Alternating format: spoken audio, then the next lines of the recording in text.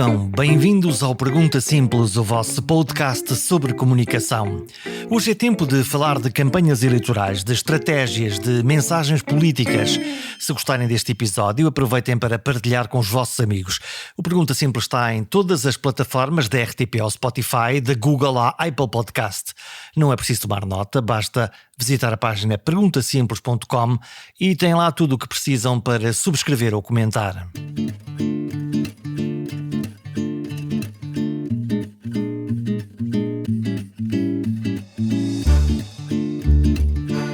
Uma campanha eleitoral para umas eleições são uma batalha com muitas frentes, mas o objetivo final é sempre o mesmo, é conseguir mais votos que os adversários. A estratégia geral da campanha tem sempre uma forte componente de comunicação. O candidato tem de falar ora para as massas, em comícios, ora para o povo, em múltiplos contactos pessoais, corpo a corpo, olhos nos olhos, mas principalmente através dos mídia, para chegar mais longe, mais depressa, de forma mais eficaz e num tempo escasso. As campanhas são cada vez mais palcos para criar o cenário perfeito para a mediatização. Os gestos, as músicas, as palavras, as frases para ficarem no ouvido. Nesta edição vamos em busca desse aroma de uma campanha eleitoral, neste caso das eleições autárquicas à Câmara Municipal de Lisboa. Como diretor de campanha do candidato aparentemente derrotado por todas as sondagens, assim o diziam, Ricardo Mexia aceita a dupla missão de liderar a campanha de Carlos Moedas e de correr pessoalmente à presidência da Junta de Freguesia do Lumiar.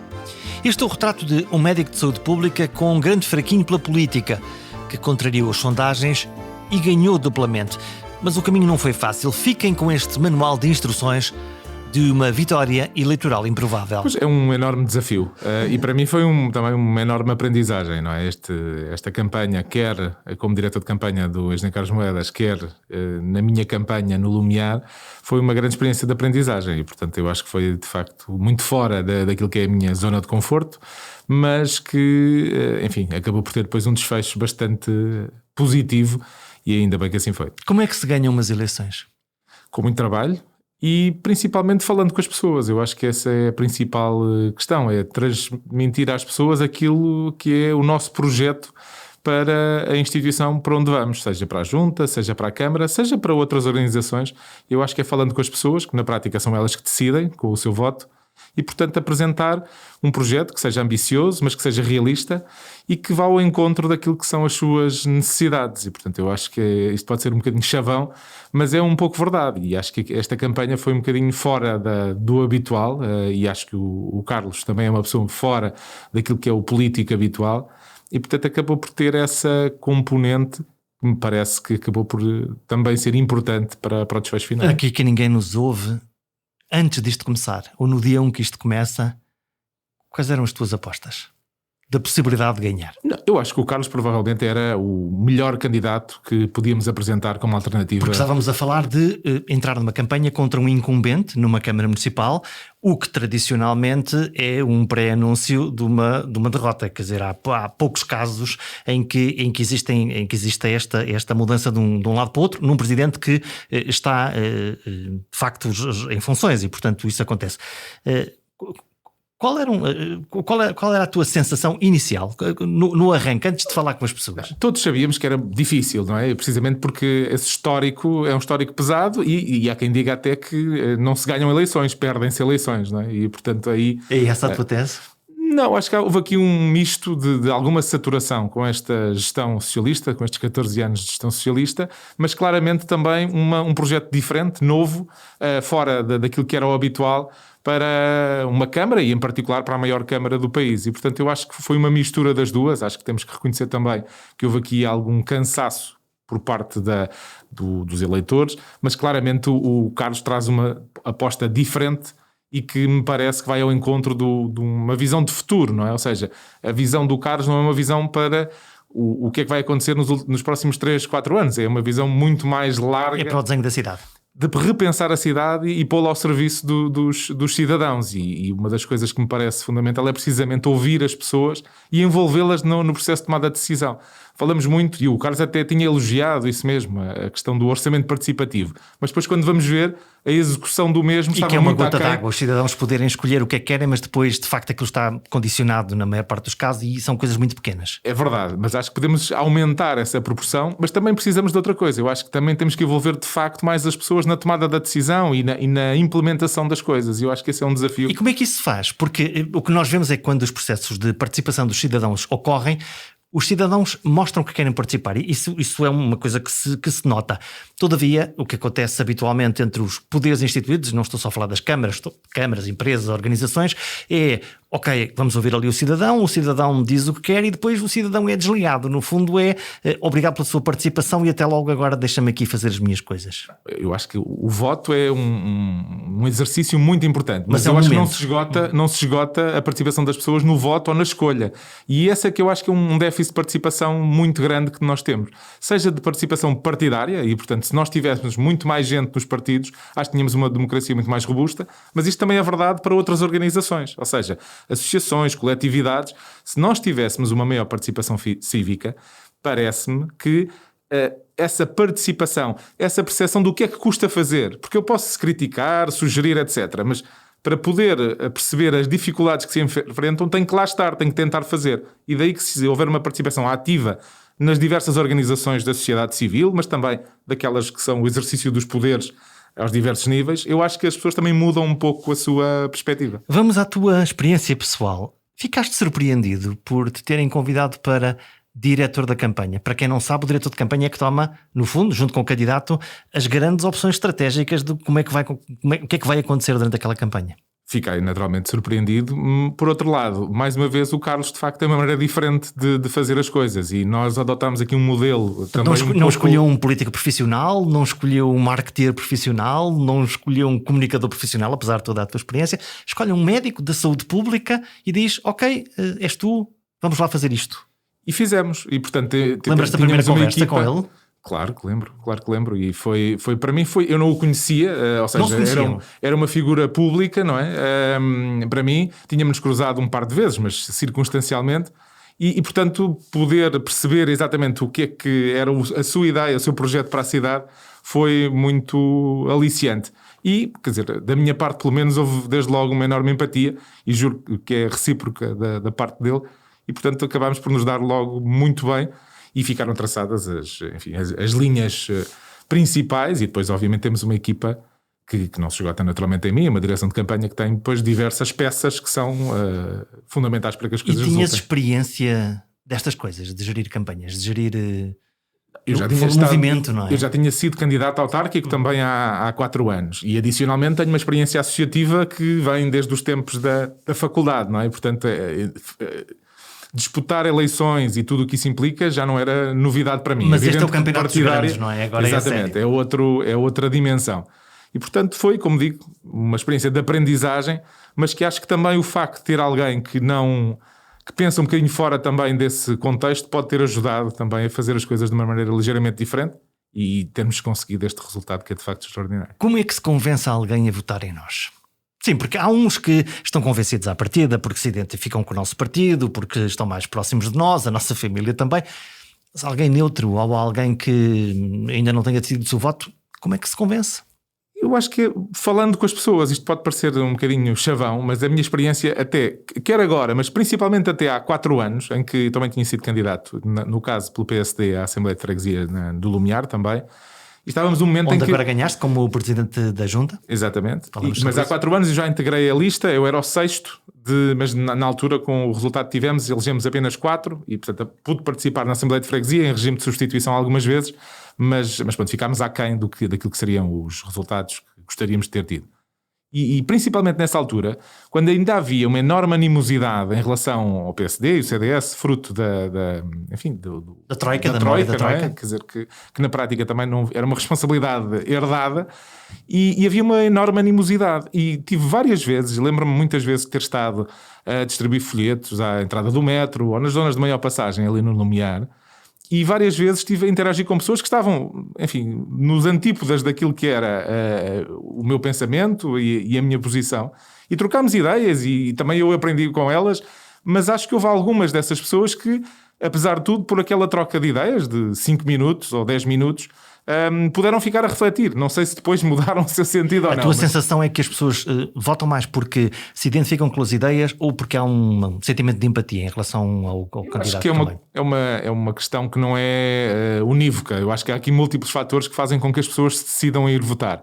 Há a tal questão de ser... ou de não ir votar, não é? Porque apoiam uma determinada solução, porque estão contra uma outra solução, mas também porque há coisas que às vezes não são fáceis de quantificar ou de descrever. E seguramente que empatizar com alguém que potencialmente vai gerir uma organização ou os nossos destinos, acho que é um fator muito, muito importante. E, quer dizer, apesar de tudo, ao longo deste ano e meio, a minha visibilidade mediática, que não nego, acaba por ser também importante para esse primeiro contacto com as pessoas. Tinhas-te apresentar muitas vezes ou havia muitas pessoas que te conheciam ou que te reconheciam? Eu acho que era meio-meio e portanto havia algumas pessoas que espontaneamente me identificavam, outras se calhar já à meio da conversa, até olhando para o folheto, e você que está na fotografia.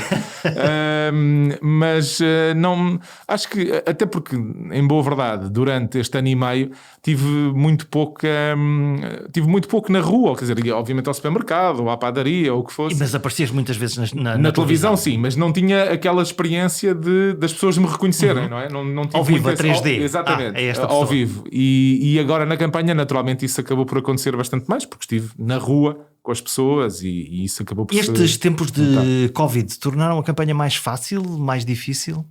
Não, seguramente mais difícil, não é? Ou seja, ainda há um certo receio por parte das... Eu penso que agora as coisas rapidamente foram evoluindo, mas sim, o facto de termos a máscara dificulta muito o reconhecimento, até às vezes para a própria comunicação, não é tão entendível aquilo que se diz. E havia também muitas vezes a questão do distanciamento e tivemos que optar diversas vezes, em diversas ações, por fazer coisas diferentes, precisamente porque não podíamos ter grandes ajuntamentos no interior. Enfim, houve aqui uma série de coisas que tipicamente acontecem numa campanha e que desta vez não se verificaram dessa forma. E na campanha, no terreno, quantas vezes ligaste o teu modo médico, o melhor era estar aqui de escafandro, versus o que é um clássico de um candidato que as pessoas querem abraçar, querem tirar uma fotografia, querem até beijar? Nas campanhas acontece muito isso. A minha experiência é muito curiosa nesse sentido, porque tipicamente as pessoas, quando eu estava, tinham cautelas adicionais do que quando eu não estava. Tem que me portar bem. E portanto, agora está aqui o nosso médico, vou pôr a máscara, não é? Portanto, houve um bocadinho houve várias vezes em que isso acabou por acontecer, mas naturalmente que depois de um ano e meio em que me resguardei bastante e acho que muita gente também o fez, este último mês foi de facto bastante diferente e houve muito maior contacto, houve muito mais coisas que acabaram por acontecer e que, enfim, há um mês atrás provavelmente não teriam acontecido. Conseguiste desligar esse modo médico? Não é uma questão de desligar. Eu acho que nós também, o momento em que a campanha acontece também é um momento diferente daquilo que tinha acontecido.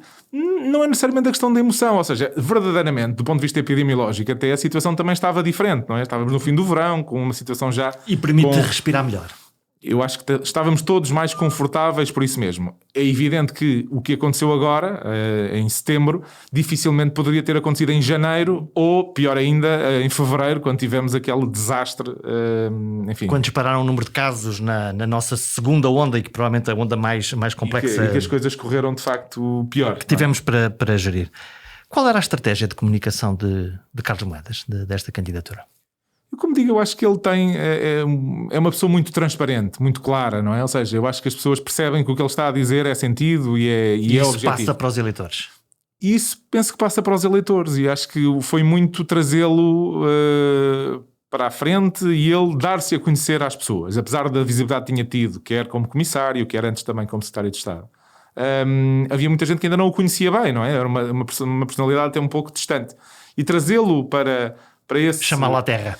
Para esse contacto direto com as pessoas, nos diversos contextos, quer dizer, na rua, nos mercados, até nos próprios debates, eu acho que isso foi muito notório, que ele é uma pessoa genuína e com quem facilmente se interage. E como é que tu gerias, ou como é que geriam esta dupla hélice entre, por um lado, ser um homem ligado à Troika, por um lado como secretário de Estado e por outro lado como comissário europeu da área da ciência, portanto uma coisa que provavelmente deixou memórias mais negativas, uma coisa que tem uma imagem positiva, a ciência, a promoção da ciência, e por outro lado é alguém que está lá fora, está longe, aparece na televisão e subitamente aparece no meio de uma cidade a dizer: olha, eu quero o seu voto. O Carlos já cá estava em Lisboa há bastante tempo, não é? E portanto não terminou agora o mandato como comissário para se candidatar. Mas além disso, eu acho que também há aqui um equívoco que também tentámos desmontar várias vezes e ao qual o tentaram colar. A Troika não é uma fabricação da direita ou do PSD, não é? Ou seja, foi algo que foi até negociado pelo Partido Socialista, na altura no governo, para uma situação de absoluta necessidade para o país. Mas na nossa percepção, na eu acho nossa que a percepção memória pública de quando vieram é negativa. A dor, no fundo, que nos aconteceu a todos, está diretamente ligada a quem é que estava a liderar o país nessa altura. Ou não? Ou achas que não? Não, eu acho que sim. Eu acho que há aqui uma percepção negativa. Aliás, já tinha referido isso, que quando foram as últimas autárquicas, isso era particularmente sentido, não é? Portanto, não tenho dúvida nenhuma de que isso é e era a realidade. E, portanto, o que me parece é que, de facto, foi importante perceber que o que eles estiveram a fazer foi recuperar o país, devolver a nossa autonomia financeira, e ainda bem que assim foi. Podemos concordar mais com a abordagem ou não, mas, de facto, eles salvaram o país. E isto pode ser... as pessoas podem achar que é propaganda ou o que é que seja, mas não é de facto assim. Nós tínhamos uma situação calamitosa e tentou-se recuperar o país. Houve coisas muito bem feitas, houve coisas talvez menos bem feitas, mas atendendo às circunstâncias, eu acho que eles fizeram o possível para nos recuperar do ponto de vista económico e colocar-nos no rumo mais positivo. E, portanto, eu acho que, apesar de tudo, fruto desta distância, não sei se isso era tão vincado como era, por exemplo, há 4 anos. E começou Eu acho que sim, e o Carlos, de facto, o papel que teve depois, já como comissário europeu, acabou por lhe dar uma visibilidade até muito mais internacional do que se calhar nacional, mas que de alguém que é um gerador de consensos, de alguém que consegue fazer pontes, de alguém que implementa programas e que faz coisas acontecer. E acho que é isso que é preciso também para uma Câmara, é alguém que faça coisas acontecer em prol dos cidadãos. Quando nós olhamos para as sondagens, tu acreditas nas sondagens? Achas que elas se enganaram ou que os eleitores não quiseram mostrar o que é que iam votar, ou então votaram? O debate esteve muito em cima da mesa a olhar, então as sondagens, o que é que aconteceu? Eu sou epidemiologista, portanto, trabalhar dados, extrair informação de dados é o meu trabalho, não é? E, portanto, eu tenho que confiar na metodologia e, portanto, eu muitas vezes também tenho que fazer projeções sobre qual é o estado de saúde da população com base em amostras, que é o que uma sondagem na prática... Portanto, a probabilidade de errar é uma probabilidade que existe. A probabilidade de errar existe, mas também pode haver problemas com o modelo de recolha da amostra e, portanto, talvez este modelo de inquirição por telefone não seja tão fidedigno, porque se nós atentarmos, por exemplo, àquilo que aconteceu já com as sondagens do próprio dia... As projeções, aquelas que são feitas em voto em urna no dia das eleições. Essas que foram feitas na prática, em quem foi de facto votar e que depois, quando saiu... Essas acertam. Essas acertaram, portanto, eventualmente a reflexão que me parece sensato fazer é se calhar a amostra que está a ser utilizada para fazer as sondagens não corresponde àquilo que é o perfil do eleitor e, portanto, temos que e depois há a questão isso, dos custos, que obviamente são amostras que são francamente limitadas. Quando saem os resultados das sondagens, isto tem um impacto dentro da campanha, dentro da vossa Eu acho que toda a gente assume que sim, tem impacto na campanha como tem impacto nas pessoas, não é? Ou seja, nós andámos a campanha inteira, até com a comunicação social, a perguntar sistematicamente ao Carlos se ficava como vereador e ao Fernando Medina se não tivesse maioria absoluta, como é que iria gerir a Câmara. Portanto, partindo do pressuposto que o resultado estava fixado. Exato, e portanto as perguntas estavam condicionadas também por esse dado que existia. E, portanto, isso naturalmente que compromete e de alguma forma, dá as coisas como adquiridas, não é? E isso naturalmente é muito complicado, porque as pessoas depois também começam a interiorizar isso mesmo e, portanto, acabam por se desmobilizar, etc. Portanto, foi sempre mas o que nos pareceu sempre também é que, além daquilo que era a percepção no terreno, na rua, mas isso obviamente também pode ser muito que volátil, é difícil de apreender. Exatamente. É principalmente a tendência, ou seja, claramente, independentemente da distância ou dos números, fez uma aproximação. Foi-se reduzindo a distância em função das diversas sondagens. Nós começámos, salvo erro, a primeira sondagem, ainda antes do verão, dava-nos a 21% de distância do Fernando Medina, quer dizer, era uma enormidade, não é? E para alguém que tenha um cérebro de cientista e de epidemiologista, olhas para isto com para aquilo que são os resultados das sondagens, como uma percepção, como uma coisa empírica, como mais um dado? Como é que é a tua... Eu acho que é mais um dado e que cada vez mais temos que todos ter a percepção que tem que ser encarado com muita cautela, não é? Portanto, vencedores antes do dia das eleições não há. E, portanto, acho que passa aqui uma mensagem de que estes dados têm que ser analisados com algum distanciamento. Vendo isto ao contrário, alguém que aparece sistematicamente no topo das sondagens pode também ter o efeito contrário, que é, ok, já ganhei, se calhar já não preciso de correr tanto, já não posso...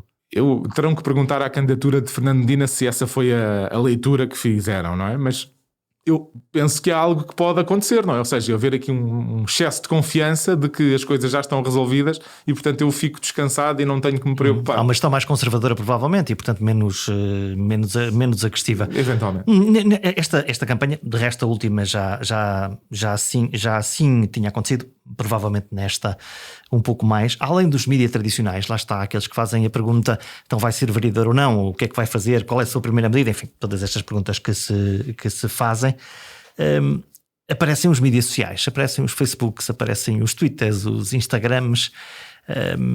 Muda alguma coisa na gestão das mensagens, por exemplo, dos candidatos? Isso seguramente, ou seja, nos diferentes canais tem que ter uma mensagem muito diferenciada, muito diversificada, não é? Portanto, não é a mesma coisa fazer um post no Facebook ou algo que se põe no Instagram. Com equipas que gerem isto? São profissionais que trabalham nesta área que acabam por gerar esses conteúdos em função também daquilo que vão sendo as iniciativas da campanha. O que eu quero dizer, quando é que eu quero dizer? A oportunidade, aquilo que é a mensagem adequada para aquele público-alvo, não é? Se calhar para o Instagram, o seguro de saúde para mais de 65 pode não ser um tema particularmente aliciante, mas se calhar os transportes gratuitos abaixo dos 23 chegam aos miúdos através pode ser uma boa mensagem, não é? Portanto, tem que haver aqui uma percepção clara de como é que as coisas funcionam e como é que podem funcionar. A minha experiência em relação a isso até não tem tanto a ver com a campanha, mas tem a ver até com a minha outra função enquanto Presidente da Associação Nacional dos Médicos de Saúde Pública, porque numa fase inicial de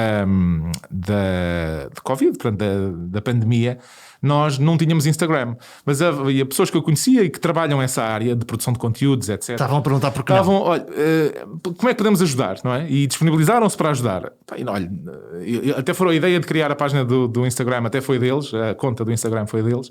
E criaram. E o que é facto é que nós passámos de um cenário em que as nossas redes sociais andavam, imagino eu, por volta dos 2.000, 3.000 seguidores, e nós passámos de uma sexta-feira sem ter conta no Instagram para uma segunda com 80.000 seguidores. Uau! E, portanto, isso é uma grande responsabilidade. Isto é uma grande responsabilidade e tem uma técnica, não é? O que eu constatei é que tem uma técnica e, portanto, quem sabe dessa área é que tem que trabalhar esses materiais. Mas engagement é atrair as pessoas dos públicos-alvo? Não serei eu especialista nessa área, mas de facto há um misto de como é que a mensagem se trabalha, envolver as pessoas certas, também obviamente aqui os influencers têm aqui um papel decisivo, e portanto essa mistura do know-how, de conhecer como é que as ferramentas funcionam, o domínio dos algoritmos, ou seja, há ali uma técnica que eu não domino e portanto ainda bem que há pessoas que o sabem fazer de forma bastante mais profissional, mas que é absolutamente central.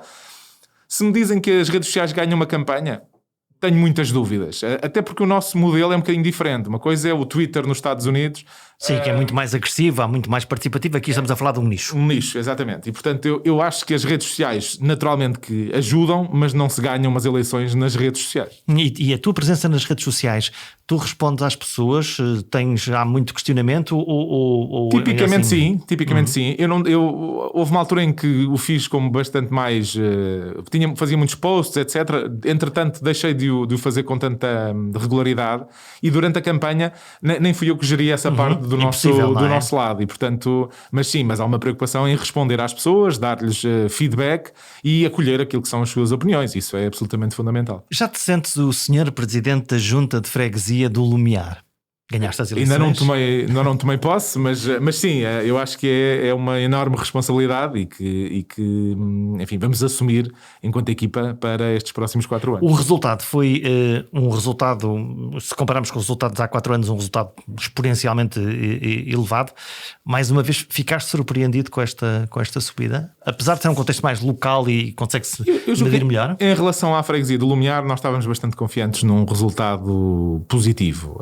Como digo, havia algum cansaço em relação ao poder instituído. Isso significa o quê? Pessoas que reclamavam? Como é que tu Sim, eu acho que havia ali um certo sentimento de abandono por parte das pessoas, que tinha a ver, por exemplo, a questão da higiene urbana, que é muito visível, não é? E que as pessoas sentem muito, era uma queixa recorrente. Coisas ali que no verdadeiramente Lumiar. tocam na vida das pessoas. Exatamente, eu acho que isso era uma... E depois havia mais 2 ou 3 aspectos muito concretos ali do Lumiar. Um tinha a ver com a questão da linha do metro e, portanto, o facto da nova rede circular, a linha circular, ir isolar, entre aspas, o Lumiar, porque na prática as estações, tirando o Campo Grande, acabam por ficar muito circunscritas ali àquela zona. Havia outra situação também muito concreta que tinha a ver com uma sala de consumo assistido para toxicodependentes que estava a ser criada no centro do Lumiar. Também era uma matéria... Alguma resistência das populações? Muita resistência. Havia movimentos de cidadãos, inclusivamente, contra essa solução. E, portanto, houve ali, por um lado, essas questões. Por outro, acho que o nosso projeto também era um projeto ambicioso e que tinha um conjunto de ideias, tinha e tem, que vão ser implementadas, um conjunto de ideias que me parecem que também podem seduzir as pessoas e trazê-las para ir votar. E o que é que elas te pediam? Porque eu imagino que te queiram, no fundo, um caderno de encargos, além do programa que apresentaste, além daquilo que tu ouviste. No fundo é, ok, põe-me um metro aqui à porta, limpa-me aqui esta zona, não quero esta sala de consumos assistidos, e normalmente essas listas são grandes listas para se conseguir fazer tudo. Como é que eu vais acho que o gerir a nosso projeto expectativa? é bastante ambicioso, mas há uma, digamos, uma mensagem muito transversal que nos preocupa e que há aqui uma certa percepção de que o Lumiar é o primeiro subúrbio de Lisboa e de facto não é nem pode ser assim, é a maior freguesia de Lisboa, tem de facto é que mais cresce e tem um espaço ainda do ponto de vista imobiliário para crescer que é muito importante e portanto vai continuar a crescer.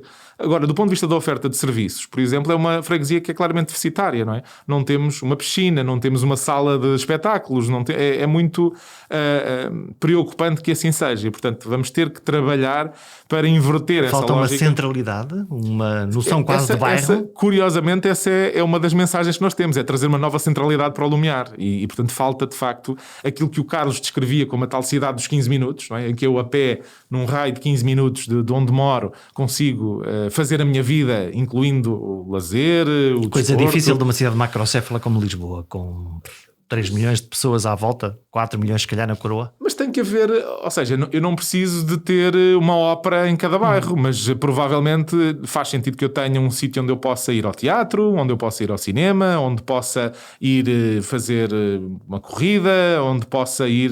Onde haja um jardim para passear.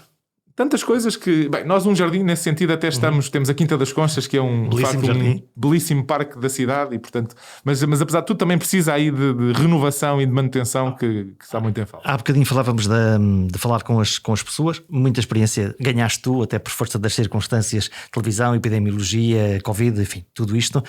Diferenças entre falar na televisão, através de um mediador, neste caso um jornalista, e cara a cara com o povo, com as pessoas. Eu acho que é substancialmente diferente, não é? Quando estamos a interagir com as pessoas, a conversa flui, não é? Uma conversa sobre aquilo que preocupa a pessoa e os jornalistas... sobre elas e não sobre ti? Eu acho que sim, não é? Na rua as coisas são muito mais do que é que são as suas necessidades e o que é que elas gostavam de ver acontecer no seu bairro, na sua rua, enfim.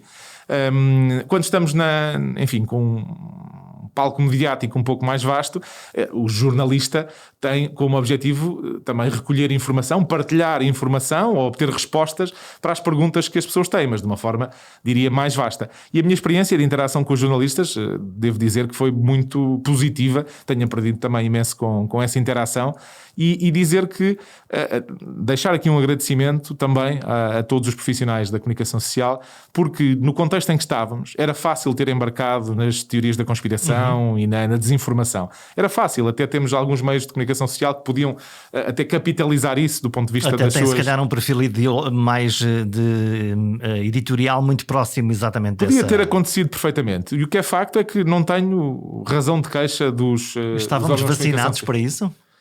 Não sei se temos uma cultura muito robusta nesse sentido. Do ponto de vista global, não é? Somos o país da Europa e quase do mundo com maior confiança vacinal. E, portanto, isso obviamente é um ponto de partida muito positivo. Então, como é que tu viste o súbito nascimento? Quais cogumelos de especialistas em epidemiologia e saúde pública que pululavam nas televisões em particular? Eu Eu acho que não, a ciência pode ter diversas vozes. Eu acho que uma das grandes dificuldades que houve foi precisamente fazer ver às pessoas que a ciência não é determinística, é feita de avanços e de recuos e obviamente que aquilo que nós vamos conhecendo, particularmente de algo que é novo, vai mudando ao longo do tempo. E passámos de um cenário de tremenda incerteza para o cenário onde estamos agora, que é o cenário de alguma incerteza. Mas nós sempre somos completamente intolerantes à ideia de incerteza, não é? Quer dizer, então, pois é difícil se eu te comunicá-la, convido não é? E tu és um especialista, diz-me como é que é, o que é que eu faço? Mas, Jorge, eu acho que aí todos nós, e eu espero que toda a gente o faça da mesma maneira, é quando não sabemos, essa é a resposta certa. Eu várias vezes disse, olha, eu isso não sei.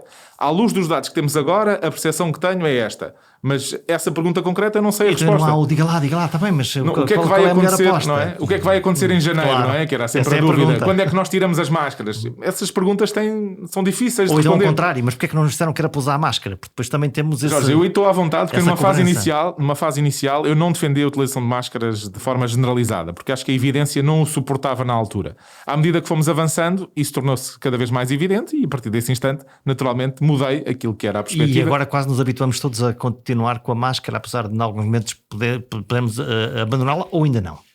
Eu acho que as máscaras vão continuar a ter um papel neste inverno e eventualmente em invernos subsequentes. Não por causa da pandemia, mas porque nós constatamos, por exemplo, que a gripe, afinal, não é um fator inultrapassável, não é? Portanto, quando nos sentirmos mais doentes, pomos uma máscara. Eu acho que vale a pena para as pessoas que, estando sintomáticas, devem usar máscara para proteger os outros e, eventualmente, as pessoas mais vulneráveis, ou porque são mais idosas, ou porque têm doenças de base, podem também beneficiar do uso da máscara, particularmente nos meses em que há maior circulação dos vírus respiratórios, como é o caso do inverno. Então, e o aparecimento destes tais especialistas? Os especialistas que não são especialistas.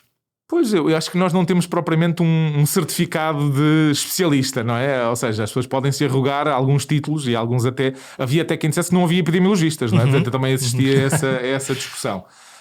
Portanto, qualquer um pode ser. Pois, mas quer dizer, isto é como os treinadores de bancada, não é? Também toda a gente sabe de futebol mais do que o treinador, não é? Isso é notório. Mas eu acho que as pessoas também rapidamente percebem em quem é que confiam, em quem é que não confiam, e portanto isso também não me preocupa particularmente. Acho que a liberdade de expressão é muito importante e portanto as pessoas devem ter a liberdade de dizer o que quiserem, até ao limite em que sabem que o que está a dizer não é verdade. E aí eu acho que a desinformação é algo que nós temos que combater sem tréguas. Eu acho que é inaceitável o que algumas pessoas continuam a dizer e felizmente não lhes deram palco, lá está. Houve aqui uma mediação por parte dos jornalistas. Uma cerca sanitária. E que eu acho que limitou isso um pouco, apesar de haver algumas exceções. O que é que os epidemiologistas, o que é que a tribo da saúde pública e as pessoas, conhecem o delegado de saúde, obviamente, o que é que a tribo da saúde pública e da epidemiologia ofereceu à sociedade nestes tempos? Eu acho que nós fazíamos um trabalho muito discreto e sem visibilidade e subitamente ficámos nos holofotes, não é? E eu acho que isso também nos fez crescer, fez-nos reconhecer que temos algumas insuficiências e que temos que melhorar em muitos aspectos. E, portanto, o que nós trazemos é precisamente esta preocupação permanente com a saúde das pessoas e tentar protegê-las da melhor forma que conseguimos. Fizemos omeletes sem ovos, como muitos dos profissionais de saúde, não são só os da saúde pública. Havia pouca gente, a rede estava estabelecida, mas era uma rede frágil. Temos uma força de trabalho que está muito aquém daquilo que é o desejável, temos uma força de trabalho que está muito concentrada em alguns locais. E numa pandemia, então, o fim do mundo para resolver. E portanto, houve aqui subitamente um aumento das necessidades daquilo que era o nosso trabalho e que se calhar não havia previamente pensados os mecanismos para escalar essa resposta. E isso demorava muito tempo, não é? Mesmo em relação à questão dos inquéritos epidemiológicos. Quando nós, há longo tempo, dizíamos que era preciso termos mais gente ao telefone, era preciso termos mais gente a realizar os inquéritos, esses reforços demoravam muito, muito tempo a chegar. E, portanto, no fundo, passava o tempo, a oportunidade. Perdíamos a janela de oportunidade e, portanto, perdemos casos, ou seja, não isolámos pessoas, não isolámos contactos e isso, naturalmente, contribuiu uma nova para a cadeia de transmissão se mantiver. O que é que fizeram muito bem em termos de comunicação? Em termos de comunicação fizemos pouca coisa bem. Em termos de comunicação pública eu acho que foi talvez a área que menos bem correu, não é? Eu acho que o trabalho era muito e era feito todos os dias e 24 horas por dia, mas em termos de comunicação talvez seja a área em que nós precisamos mais de melhorar. Nós descuramos a comunicação, pensamos que é um acessório, um extra, porque o que temos que fazer, lá está, é preencher o inquérito, é descobrir a cadeia de contágio, é tentar proteger uma determinada população. Eu acho que sim, acho que até do ponto de vista do nosso treino enquanto profissionais, isso não é visto como uma prioridade, não faz parte digamos, do currículo base, ou seja, até está lá, mas muito numa lógica de comunicação científica, não é? Ou seja, eu tenho que apresentar coisas em congressos, tenho que publicar, mas verdadeiramente a interação com os mídia não é algo que seja trabalhado. E aliás, nós reconhecemos isso desde logo e portanto uma das coisas que fizemos foi media training para os nossos órgãos sociais, porque precisamente... Para aprender a dizer, para aprender a estar, a falar, a ser eficaz? Exatamente, para aprender como é que a mensagem se passa, como é que se lida com isso, porque, quer dizer, estar exposto a este meio nem toda a gente tem muita vontade com isso mesmo, e as pessoas têm receio de cometer erros, de se tornarem num meme, não é? Que é um receio muito que pode frequente, acontecer a toda a gente. E que pode acontecer a qualquer um, e portanto há aqui um certo receio dessa exposição mediática. E portanto aqueles treinos que fizemos foram muito numa lógica de dar ferramentas às pessoas para lidar com essa exposição de forma mais tranquila e também serem mais eficazes a identificar aquilo que é a mensagem base e a passá-la de forma mais clara. E isso, esse tipo de treino dá uma confiança às pessoas para conseguirem estabelecer primeiro uma prioridade e depois de colocar as mensagens que são chave? Eu acho que sim, eu acho que várias das nossas pessoas que fizeram a formação acabaram por depois já começar a fazer essa participação também mediática, e acho que foi muito útil para eles sentirem-se mais confiantes nesse sentido.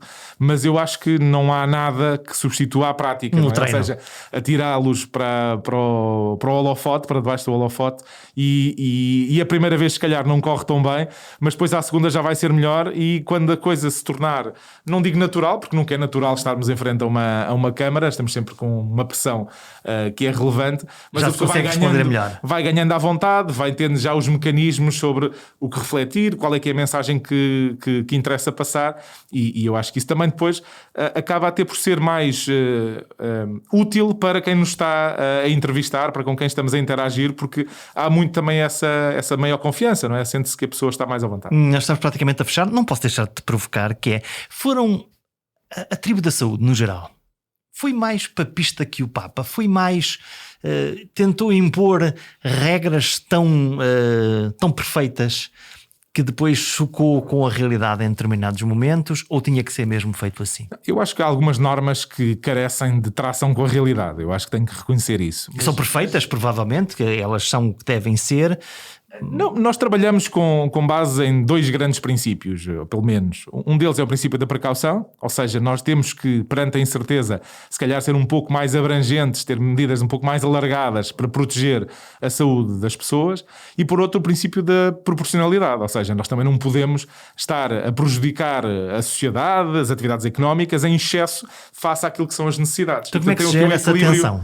É um equilíbrio que não é fácil, mas eu penso que, apesar de tudo, o que aconteceu é que as nossas estruturas são estruturas que são pouco ágeis, não é? E, portanto, temos dificuldade em tomar decisões muito rápidas e evoluir nessas decisões. Eu também não defendo que as coisas sejam feitas de forma precipitada, mas apesar de tudo, por exemplo, o aligeirar por exemplo, das normas em relação ao rastreio de contactos face às pessoas que já estavam vacinadas.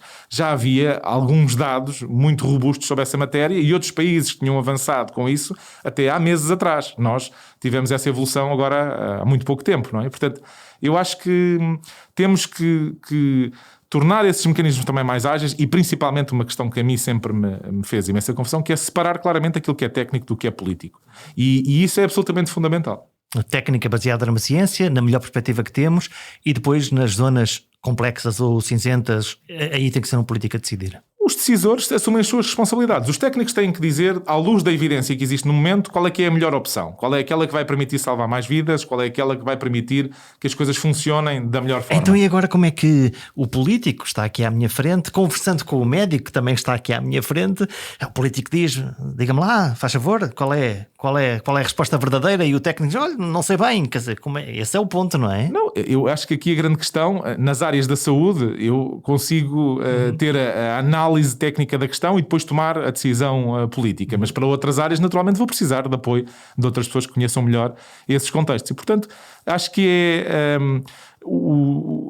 eu acho que é uma vantagem termos um político que perceba de saúde a tomar as decisões quando elas são conexas com a saúde, tal como é vantajoso ter um engenheiro a tomar decisões quando elas têm a ver com áreas conexas da sua formação, não é? Eu acho que isso será sempre assim, não é? Mas, apesar de tudo, são dimensões diferentes e que implicam apreciações de variáveis diferentes. Já nos livramos disto, da Covid? Eu acho que ainda não nos livrámos da Covid, mas eu acho que a coisa está, diria, no bom caminho.